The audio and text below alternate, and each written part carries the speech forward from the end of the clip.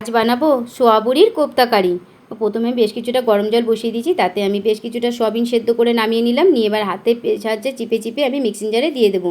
এখানে আমি খুব মিহি করে পেস্ট করব না, হালকা দানা দানা করে পেস্ট করব। তো এখন আমার পুরোপুরি হয়ে গেছে। এবার কয়েকটা আলু সেদ্ধ আমি হাতের সাহায্যে মেখে নিলাম। মেখে আমি বাটিতে দিয়ে দিলাম। দিয়ে দেবো পেঁয়াজ কুচি, আদা কুচি, রসুন কুচি, কাঁচা লঙ্কা কুচি, ধনেপাতা কুচি। দিয়ে দেবো ভাজা মশলা, গোলমরিচ গুঁড়ো।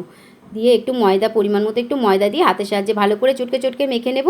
এখানে দিয়ে দেবো পরিমাণ মতো নুন আর অল্প একটু সাদা তেল, কাশ্মীরি লঙ্কার গুঁড়ো দিয়ে আরও বেশ কিছুক্ষণ মেখে 10 মিনিট রেখে কোপ্তা আকারে গড়ে নেব। এদিকে আমি বেশ কিছুটা রিফাইন তেল গরম বসিয়ে দিয়েছি। এবারে কোপ্তাগুলো আমি একে একে তেলটা গরম হয়ে গেলে ছেড়ে দিলাম। দিয়ে এবার এপিট ওপিট করে লাল লাল করে ভেজে আমি তুলে নেব। কোপ্তাগুলো এখন পুরোপুরি আমার ভাজা কমপ্লিট হয়ে গিয়েছে। এখানে তেলটা কমিয়ে তাতে দিয়ে দেবো আমি জিরে আর পেঁয়াজ ফোড়নে দিয়ে একটু ভাজা করে নিয়েছি। কেটে রাখা টমেটো দিয়ে আরেকটু হালকাতে নাড়াচাড়া করে এখানে দিয়ে দেবো আদা, রসুন, কাঁচা লঙ্কা বাটা। এবার পরিমাণ মতো নুন, হলুদ, কাশ্মীরি লঙ্কার গুঁড়ো দিয়ে মশলাটা আমি ভালোভাবে কষে নেব। এবারে অল্প অল্প জল দিয়ে আমি পুরো ঝোলটাকে একদম পরিমাণ মতো নিয়ে ফুটিয়ে নিয়েছি। নিয়ে কোপ্তাগুলো ছেড়ে দমে কিছু সময় রেখে রান্নাটা আমার পুরোপুরি গরম মশলা দিয়ে এখন রেখে দিয়েছি, আমার হয়ে গিয়েছে। এবার মুখে দিতেই স্বাদে ফাটাফাটি।